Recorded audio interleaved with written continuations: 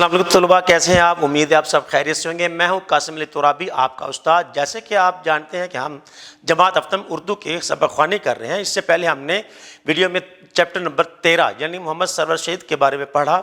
اب ہم اس کی مشق کو پڑھیں گے اور اس میں دیکھیں گے کون کون سے سوالات دیے گئے ہیں۔ تو چلتے ہیں اپنی مشق کی طرف اور دیکھتے ہیں کیا کیا سوالات ہیں۔ مشق سوال نمبر 1، سبق کے متن کے مطابق درست جواب کے گرد دائرہ لگائیے۔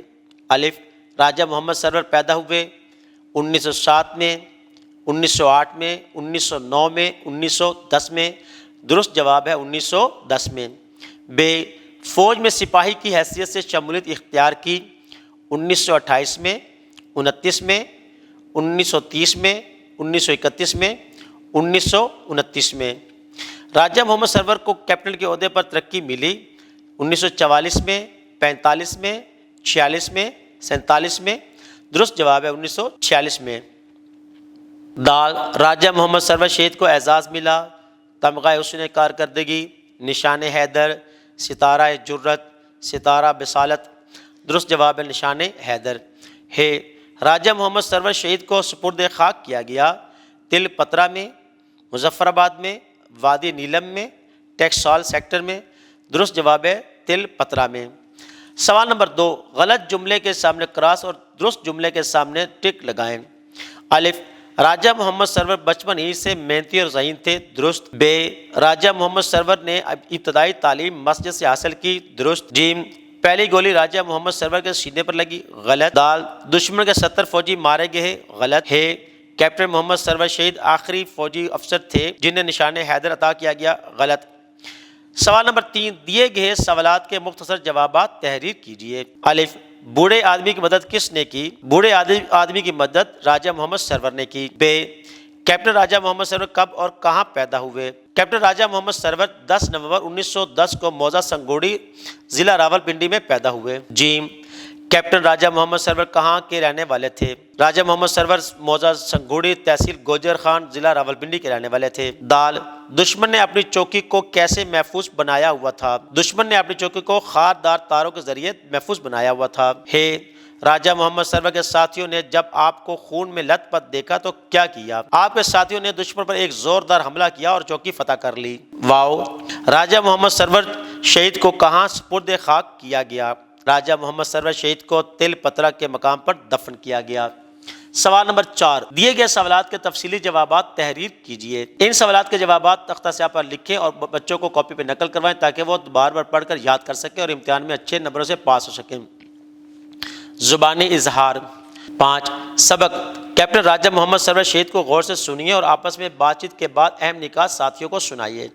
اساتذہ کرام بار بار سبق خوانی کروائیں بچوں سے اور پھر ان سے اہم نکات پوچھیں اور ان کو نشان زد کروا کر بچوں کو کہیں کہ وہ آپس میں ایک دوسرے سے تبادلہ خیال کریں۔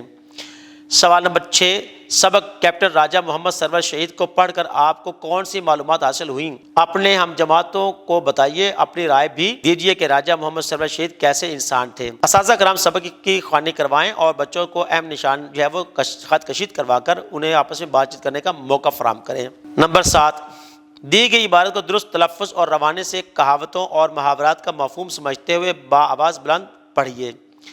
استاد محترم کسی ایک بچے کو یا بار بار مختلف بچوں سے یہ پیراگراف وہ پڑھائیں تاکہ ان کے اندر وہ جھجک وہ دور جائے اور خود اعتمادی پیدا ہو اور کھڑے ہو کر پڑھنے کی صلاحیت پیدا ہو سکے۔ سوال نمبر 8، لفظوں کا کھیل۔ دیے گئے محاورات کو جملوں میں اس طرح استعمال کیجیے کہ ان کے معنی واضح ہو جائیں۔ جہاں ضرورت ہو لغت کا استعمال بھی کیجیے۔ آفت آنا، خاک میں ملانا، ٹسوے بہانا، تاگ میں رہنا، ڈٹ جانا، راس آنا۔ اساتذہ کرام ان محاورات کو تختہ سیاہ پر جملوں میں استعمال کر کے کاپی پہ نقل کروائیں تاکہ بچے بار بار پڑھیں اور یاد کر سکیں اور امتحان میں اچھے طریقے سے لکھنے میں کامیابی حاصل کر سکیں۔ تخلیقی لکھائی۔ مفرد اور مرکب جملے۔ مفرد جملے، جس جملے میں ایک ہی فعل کا ذکر ہو اسے مفرد جملہ کہتے ہیں۔ مثالیں، میں نے کھانا کھایا، عادل نے روزہ رکھا۔ وضاحت، اوپر دیے ہوئے جملوں میں ایک ہی فعل کا ذکر کیا گیا ہے اس لیے یہ جملے مفرد ہیں۔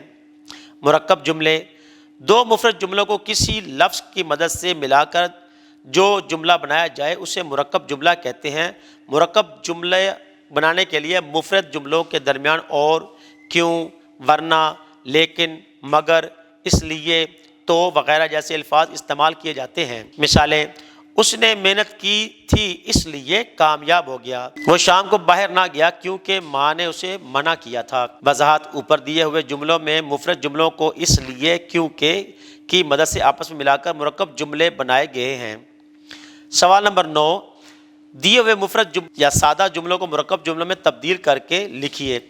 اساتذہ کرام ان جملوں کو مرکب جملوں میں تبدیل کریں، تختہ بورڈ پر لکھیں تاکہ بچے کاپی پہ نقل کر سکیں اور بار بار پڑھ کر یاد کریں تاکہ امتحان میں اچھے نمبروں سے پاس ہو سکیں۔